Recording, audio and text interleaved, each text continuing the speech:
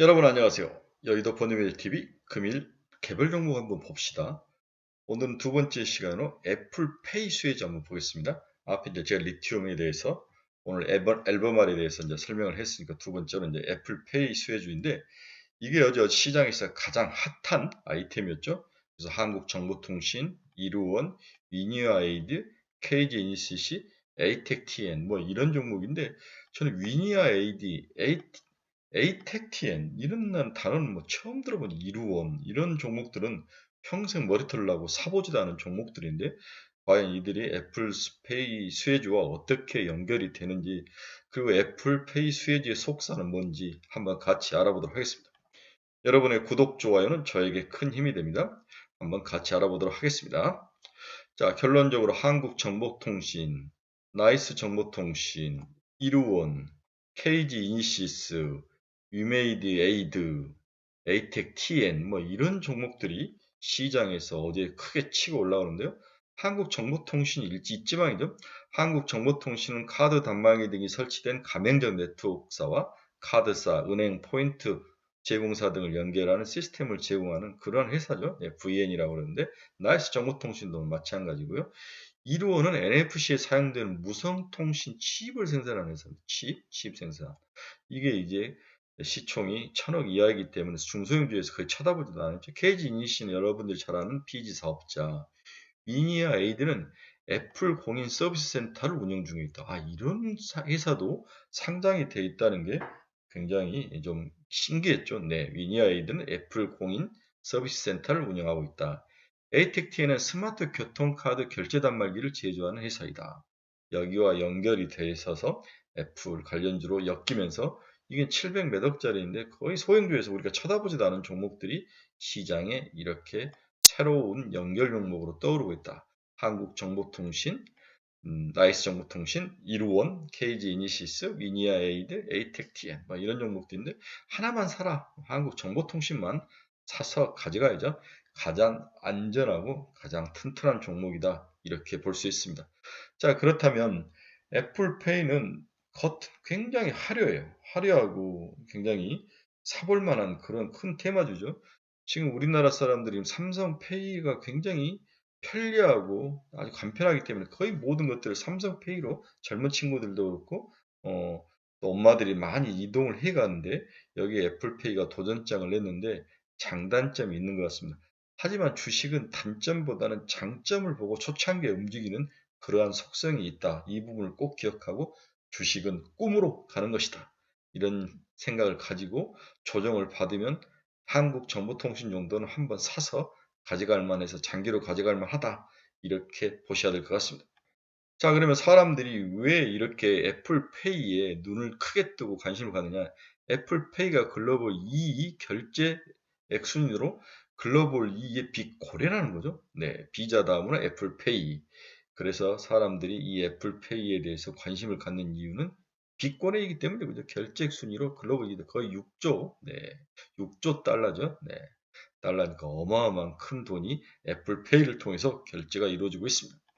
우리나라로 이제 시각을 좁혀보면 애플 지금 시장 점유율이 34.1%, 국민 3명, 10명 중 3명이 아이폰을 쓰고 한 5명, 5.8인 6명 정도가 삼성전자 걸 쓰는데 결국은 국내 시장에서는 점유율이 좀 낮다. 10명 중에서 3명이어서 그렇게까지 큰 시장이 형성될 것 같지는 않다. 또 이렇게 보는 시각도 있습니다. 자, 한계도 존재하죠. 애플페이가. 삼성페이가 MST나 NFC 기술을 지원하는데 애플은 근거리 통신만 NFC 중 이게 뭡니까? 유로카드, 마스터카드, 비자만 지원하는 카드도 3개만 유로카드, 마스터카드, 비자가 EMV만 지원한다. 한계 좁혀서 적용이 되는 그러한 NFC를 적용하더라도 그리고 전체 사람들이 NFC 단말기를 가진 사명령 사업자가 많지도 않다는 거죠. 많지도 않은 NF 사업 가맹자 중에서 EMV 카드만 적용이 된다. 갈수록 좁혀지는 그러한 한계점을 가지고 있다. 다음에 높은 카드 수수료. 그다음에 높은 수수료는 카드사와 고객이 모두 부담을 해야 될 그러한 단점을 가지고 있다.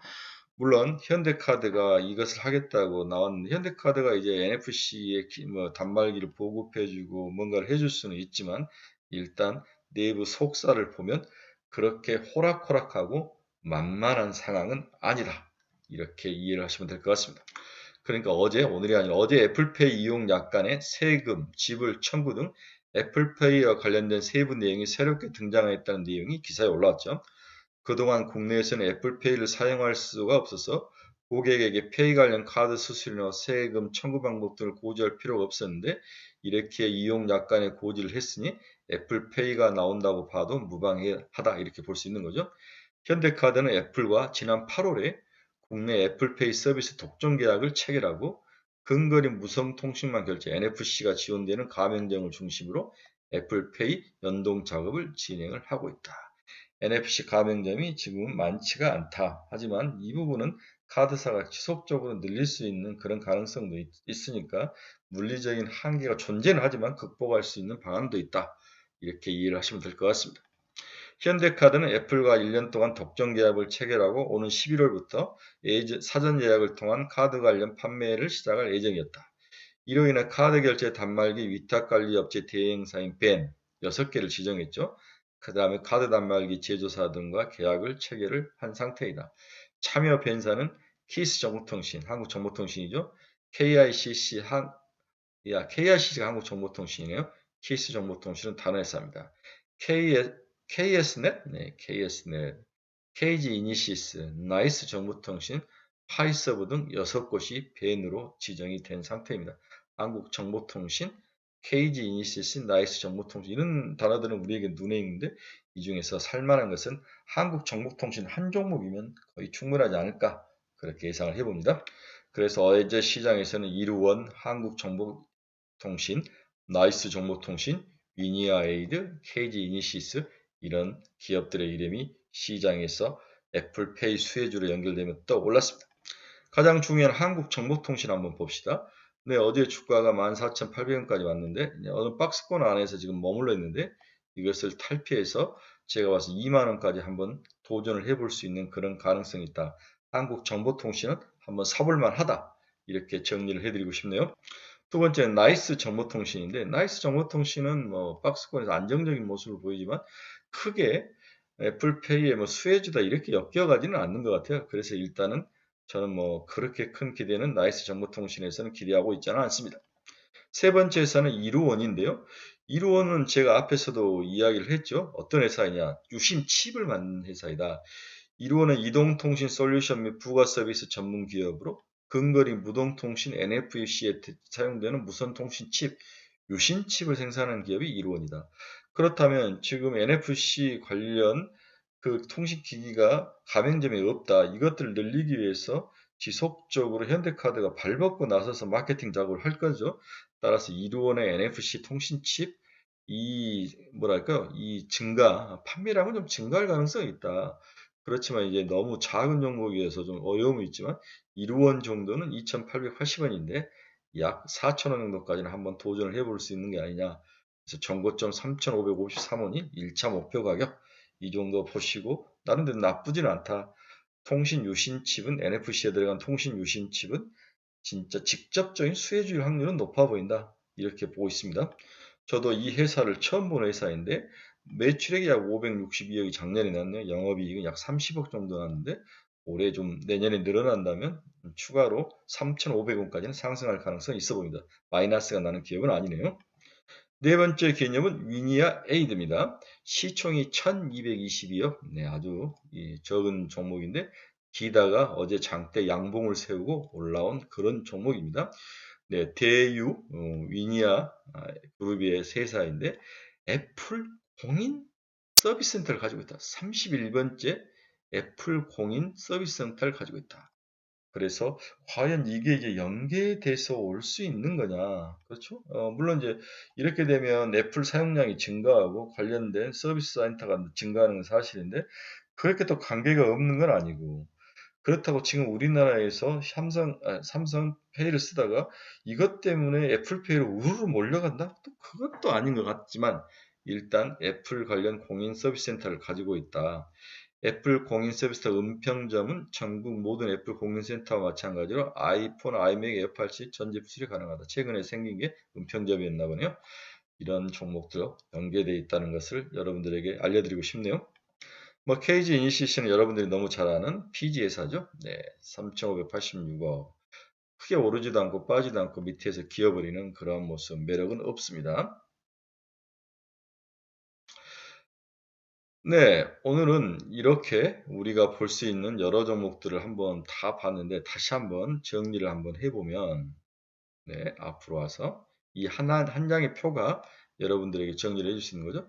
한국정보통신이면 충분하다. 대장주다. 나이스나 좀 그렇고 이루어는 NFC에 들어가는 유심칩을 만든다. 두 번째. 위니아 에이드는 애플 공인 서브센터인데 세 번째 정도. 다음에 여기 분석은 안 했지만 에이텍티에는 스마트 교통요금 결제 단말기 제조다. 이게 이제 애플페이에 찍혀 들어갈 수 있다는 거죠. 포함이 될 수 있다는 거죠. 이 정도인데 하나만 사라면 한국정보통신을 사서 주구장창 2만 원 넘게 들고 가는 게 맞는 게 아닌가. 이렇게 정리 요약을 해드릴 수 있습니다. 네, 오늘은 간단하게 애플페이주 관련 종목을 한번 분석을 해봤습니다. 매력도는 아주 그 니치마켓에서 나타나는 그런 모습. 이게 드러났다가 다시 좀 사그라졌다가 또 실질적으로 시장되면 올라왔다가 뭐 왔다 갔다 할 건데 한국정보통신 하나면 충분하다. 이렇게 정리해 볼 수 있을 것 같습니다. 여러분 감사합니다. 멋진 하루, 대박의 하루 너무 쫄지 마시고 내일 아침에 뵙겠습니다. 여러분 감사합니다.